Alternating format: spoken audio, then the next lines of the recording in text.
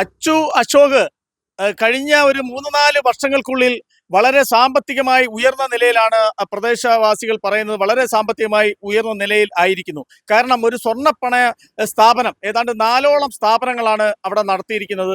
ഈ കൊല്ലം ജില്ലയിൽ തന്നെ ഈ കുപ്പണ സൈഡിലും അതേ കാവനാട് അത്തരത്തിലെല്ലാം സ്വർണ്ണപ്പണയം വായ്പ നൽകുന്ന ഒരു സ്ഥാപനം നടത്തിക്കൊണ്ടിരിക്കുകയാണ്. ഈ സ്ഥാപനത്തിലേക്ക് നിയമവിരുദ്ധമായിട്ട് അനധികൃതമായിട്ട് തന്നെ പറയാം വൻ തുകകൾ വാഗ്ദാനം ചെയ്തുകൊണ്ട് പലിശ വാഗ്ദാനം ചെയ്തുകൊണ്ട് പണം നിക്ഷേപം സ്വീകരിക്കുന്ന ഒരു ഒരു നിക്ഷേപം സ്വീകരിക്കുന്ന ഒരു സ്ഥാപനമാണ്. കാരണം 10 ലക്ഷം രൂപയ്ക്കകത്താണെങ്കിൽ 12% രൂപ പലിശ ഇനത്തിൽ കൊടുക്കുമെന്നും 10 ലക്ഷത്തിന് മുകളിലാണെങ്കിൽ അത് 15% കൊടുക്കുമെന്നുള്ള രീതിയിലാണ് അച്ചു അശോകുമായിട്ട് സംസാരിക്കുമ്പോൾ അച്ചു അശോക് നമ്മളോട് പറഞ്ഞത്. രേവതി ഫിനാൻസ് അല്ലേ? അതെ. ഈ അല്ല ഡിപ്പോസിറ്റ് സ്വീകരിക്കുമെന്നും പറഞ്ഞ് പാർട്ടി പറഞ്ഞായിരുന്നേ. അവിടെ ഞാൻ ഇവിടെ മങ്ങാടുള്ള ഗൾഫിലുള്ള ഞാൻ ഗൾഫിലായിരുന്നു. ഇപ്പൊ ഇവിടെ നാട്ടിൽ വന്നായിരുന്നേ. അപ്പം ഈ 1 ലക്ഷം രൂപയ്ക്ക് നിങ്ങൾ മിനിമം എത്ര രൂപ ഇൻട്രസ്റ്റ് കൊടുക്കും? 12% ഇൻട്രസ്റ്റ് ആണ് ചെയ്യുന്നത്. 10 ലക്ഷം അല്ലെ 25 ലക്ഷം ആണെങ്കിലോ? 15%. അത് വർഷത്തിലായിരിക്കും ഇൻട്രസ്റ്റ് തരുന്നത് അതോ മാസം തോറും തരുമോ? മാസം തോറും വേണമെങ്കിൽ മാസം തോറും. ഇതിന് സർട്ടിഫിക്കറ്റ് ഒക്കെ തരുമോ? സർട്ടിഫിക്കറ്റ് തരുമോ? അതെ അതെ. ഇതിന്റെ എവിടാ നിങ്ങളെ മെയിൻ ആയിട്ടുള്ള ഓഫീസ്? മെയിൻ നമ്മളിവിടെ വില്ലേജാണ്. അല്ല എവിടെ വന്നാലേ ഇത് ചെയ്യാൻ പറ്റുന്നത്? എന്താ സാറേ? ഈ സാറേ എവിടെ വിളിക്കുന്നത്? ഞാൻ മങ്ങാടുന്നാണ്. മങ്ങാട്. ഓക്കെ. സാർ എന്ത് ചെയ്യാ? ഞാൻ ഗൾഫിലായിരുന്നു. എന്നെ അറിയായിരുന്നു. ഓക്കെ. അപ്പൊ നേരത്തെ സംസാരിക്കാം സാർ. ഞാൻ ഒരു 25 ലക്ഷം രൂപ ഡിപ്പോസിറ്റ് ചെയ്യാന്നാ വിചാരിക്കുന്നത്. ഓക്കെ. അതെ സാറിന് എന്റെ കോണ്ടാക്ട്സ് സാറിനെ കണക്ട് ചെയ്താണ്. അല്ല ഞാൻ നമ്മളിവിടെ തിരക്കിയപ്പോഴ് മുത്തൂരിലൊക്കെ ഇടുന്നതിനെ കുറിച്ച് ഞാൻ ഇങ്ങനെ ആലോചിച്ചു. അന്നേരമാണ് എന്റെ ഒരു സുഹൃത്താ പറഞ്ഞ ഇതാണ് രേവതി ഫിനാൻസില് എന്നെ അറിയാവുന്ന എന്റെ പേഴ്സണൽ ഫ്രണ്ട് വല്ലതും അറിയാൻ വേണ്ടിയാ ചോദിച്ചത്. അല്ല പുള്ളി അവിടെ പണയം വെക്കുകയും ഡിപ്പോസിറ്റ് ഇടുകയൊക്കെ ചെയ്തിട്ടുള്ള. എന്റെ പേര് സാറേ ബാബു എന്ന് പറയും. ബാബു. Okay okay okay. ഇന്നൊന്ന് മീറ്റ് ചെയ്യാം. ഓക്കെ. ശരി. അപ്പൊ സാറിന് ഞാൻ ഒന്ന് ഫ്രീ ആയിട്ട് വിളിച്ചാൽ കാര്യത്തിൽ തിരക്ക് നിൽക്കുകയാണ്. ഞാൻ ഫ്രീ ആയിട്ട് സാറിനെ അങ്ങോട്ട് വിളിക്കാം. Okay okay sir. Okay. Thank you. എൻ്റെ പേര് പ്രസാദ്. ഞാൻ ഇവിടെ ഈ നമ്മുടെ കരുനാപ്പള്ള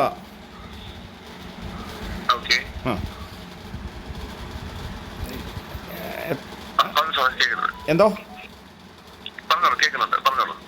എത്ര ശതമാനമൊക്കെ കിട്ടുന്നുണ്ട്? 12-15 ആണല്ലേ?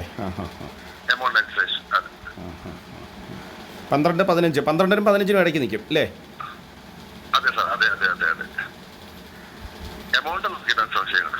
എമൗണ്ട് നോക്കിയിട്ടാ. മിനിമം നിങ്ങളുടെ എത്ര? മിനിമം 12 എന്തായാലും ഉറപ്പാ. മിനിമം എമൗണ്ട്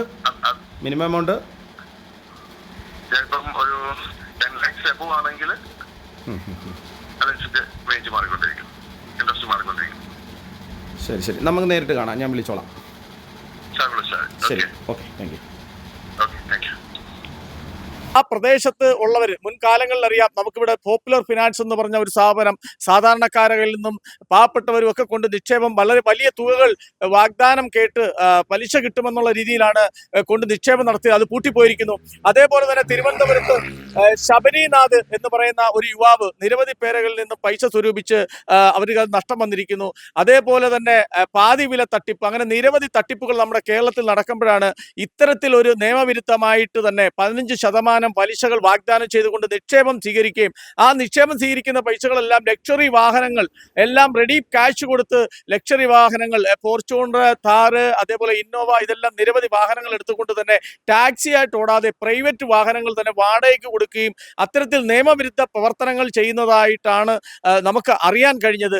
അത്തരത്തിൽ നിക്ഷേപങ്ങൾ സ്വീകരിക്കുകയും പാവപ്പെട്ടവരായ ജനങ്ങളുടെ കയ്യിൽ നിന്ന് പൈസ നഷ്ടപ്പെടാനുള്ള സാധ്യതകളുണ്ട്. അത്തരത്തിലുള്ള ആളാണ് ഈ മുൻ കുപ്പണ ക്ഷേത്രത്തിന് ഓണത്തിന്റെ ഉത്സവത്തിനോടനുബന്ധിച്ച് വഴക്കുകൾ ഉണ്ടാകുകയും ഈ അച്ചു അശോകൻ എന്തോ മർദ്ദനമേറ്റെന്ന് പറഞ്ഞുകൊണ്ടാണ് ഇത്തരത്തിൽ ഒരു വിവാഹ സൽക്കാരം അല്ലെ വിവാഹ വേദിക്ക് സമീപത്ത് എത്തി ആ വിവാഹത്തിൽ പങ്കെടുക്കാൻ വന്ന 2 യുവാക്കളെ മാരകമായിട്ട് 8ഓളം പേർ ചേർന്ന് മർദ്ദിക്കുകയും അവിടെ വിവാഹത്തിന് കൂടിയിരുന്നവരെല്ലാവരും കൂടെയാണ് പിടിച്ച് അവരെ പോലീസ് സ്റ്റേഷനിൽ ഏൽപ്പിക്കുകയും അഞ്ചാലുംമൂട് SHO യുടെ നേതൃത്വത്തിൽ തന്നെ അവരെല്ലാം അറസ്റ്റ് ചെയ്യുകയുണ്ടായി. പക്ഷേ ഇത്തരത്തിൽ നമ്മുടെ നാട്ടിൽ നിയമവ്യവസ്ഥ ഉള്ളപ്പോൾ എന്തിനും ഗുണ്ടാ സംഘങ്ങളെ പോലെ പെരുമാറുകയും ഒരു പറ്റം ആൾക്കാർക്ക് മദ്യവും അവർക്ക് വേണ്ടുന്ന കാര്യങ്ങളും ഒക്കെ ചെയ്തു കൊടുത്താൽ വാഹനത്തിൽ കൊണ്ടു നടന്ന് ഇത്തരത്തിൽ സാധാരണക്കാരായ യുവാക്കളെ മർദ്ദിക്കുകയും അവരെ അവശരാക്കുകയൊക്കെ ചെയ്യുന്ന കാഴ്ചകളാണ് കാണാൻ കഴിയുന്നത്. പക്ഷേ ഇതിനൊക്കെ ധനം എവിടുന്നാണ്? നിക്ഷേപങ്ങൾ സ്വീകരിക്കുക അനധികൃതമായിട്ട് അതിനകത്ത് മണി ലാൻഡറിംഗ് ലൈസൻസോ അങ്ങനെയുള്ള കാര്യങ്ങളൊന്നും ഇല്ലാതെ തന്നെയാണ് ഇത്തരം ഒരു 5ഓളം സ്ഥാപനങ്ങളാണ് ഇവർക്ക് കൊല്ലത്തുള്ളത്.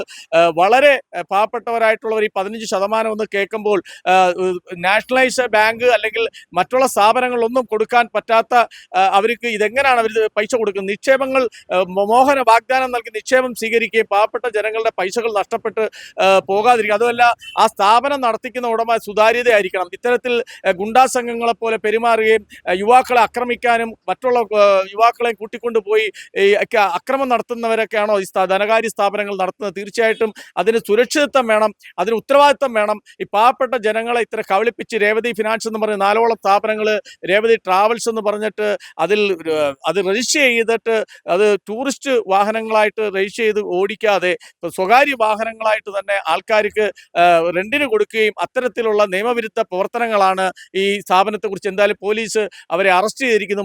മിക്ക സ്ഥലങ്ങളിൽ ചിലപ്പോൾ ഈ ധനകാര്യ സ്ഥാപനങ്ങളും ഇത്തരം സ്ഥാപനങ്ങളൊക്കെ നടത്തുന്നവർ കാശിൻ്റെ അധീനതയിൽ അറസ്റ്റുകൾ നടത്താതിരിക്കുകയും അവർക്ക് വെളിയിലാകുകയൊക്കെ ചെയ്യുന്ന അതാണ് ഇവർക്കൊക്കെ ധൈര്യം.